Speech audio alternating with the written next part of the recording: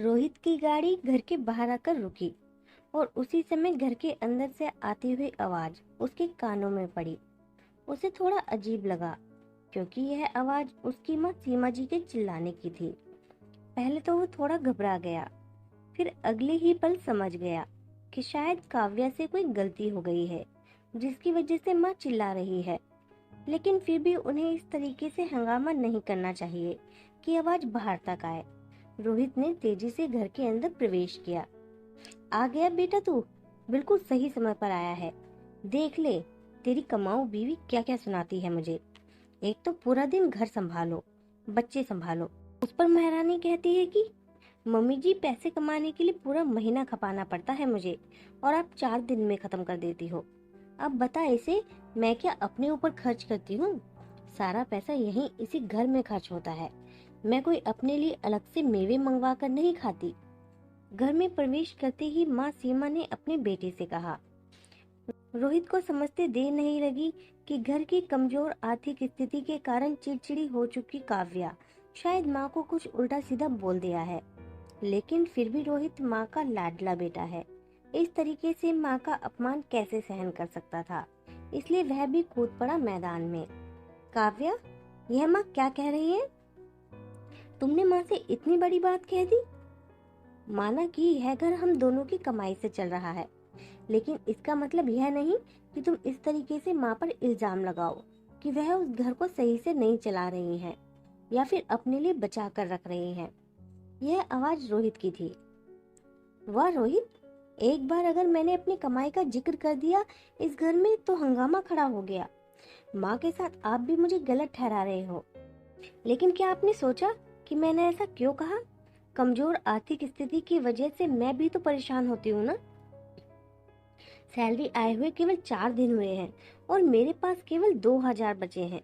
क्या करूंगी मैं अब? अभी तो पूरा महीना बाकी है। और जब मैंने मम्मी जी से पूछा तो उन्होंने बड़ी आसानी से पल्ला झाड़ दिया। मैं भी समझती हूँ कि घर में 1000 तरीके से पैसे खर्च होते हैं, पैसे खर्च हो जाते हैं। और हाँ, मेरा कोई मूड नहीं है माँ जी का अपमान करने का। वैसे माँ जी बुरा मत मानिएगा, आज जो डायलॉग मैंने मारा है ना, पिछले 10 साल से यही डायलॉग सुनती आ रही हूँ, इसलिए शायद आज आपके शब्द ही मेरे मुंह से निकल गए। काव्या, ना तो माँ कमाती है और ना ही इस तरीके से डायलॉग मारने की उन्हें आदत है, समझी? हाँ रोहित, माँ कमाती नहीं है लेकिन डायलॉग जरूर मारती है। क्यों माँ जी? जब आपके बनाए हुए लड्डू केवल 4 दिन में खत्म हो गए तब आपने भी तो यही कहा था कि लड्डू बनाने में बड़ी मेहनत लगती है, खाते वक्त जल्दी जल्दी खा लेते हो। और हाँ, जो पापड़ बनाए थे तब भी आपने यही कहा था कि पापड़ बनाने में बहुत मेहनत लगती है और खाने में तो मेहनत लगती ही नहीं। वैसे कुछ याद आया? और इसी तरीके से हर उस चीज के लिए जो आप बनाते हो, आप यही कहते हो कि बनाने में समय लगता है, मेहनत लगती है और तुम लोग जल्दी खा लेते हो। और हाँ, यह बात आप बिल्कुल उसी समय कहती है जब वह चीज मेरे प्लेट में होती है। जानती है माँ जी, उस समय आपका यह डायलॉग ना तो मुझे वह चीज फेंकने देता है और ना ही मेरा आत्मसम्मान मुझे वह चीज खाने देता है। माँ जी, मैं तो नहीं कहती ना आपको कि मैं ऑफिस जाती हूँ तो पीछे से आप पकवान बना कर रखिए या नाश्ता बना कर रखिए, और अगर बना कर रखते हैं तो वह खत्म होंगे ही ना। डब्बा भर कर रखने के लिए तो आप बनाती नहीं है, खाने के लिए बनाती है ना। तो फिर वह जब मेरी प्लेट में आता है तो क्यों आप डायलॉग मार देती हैं? आज जब पैसों के लिए मैंने बोला तो आपको बुरा लगा, लेकिन पिछले इतने समय से मेरे साथ भी तो यही कर रही हैं ना आप। अरे आपने कई बार मिठाई के पीस भी गिन कर रखे हैं और जब मिठाई कम होती है तो आप पूरे घर में पूछती हैं किसने खाया किसने खाया। मैं कहती हूँ किसी ने भी खाया। घर में आई हुई मिठाई खत्म हुई अच्छी बात है ना, खाने के लिए लाए थे, न रखने के लिए थोड़ी। लेकिन जब कोई चीज मेरी प्लेट में आती है तब आप बड़ी आसानी से कह देती हैं बनाने में मेहनत लगती है और खाने में नहीं लगती। गुस्से में काव्या ने कहा। माँ, काव्या सही कह रही है।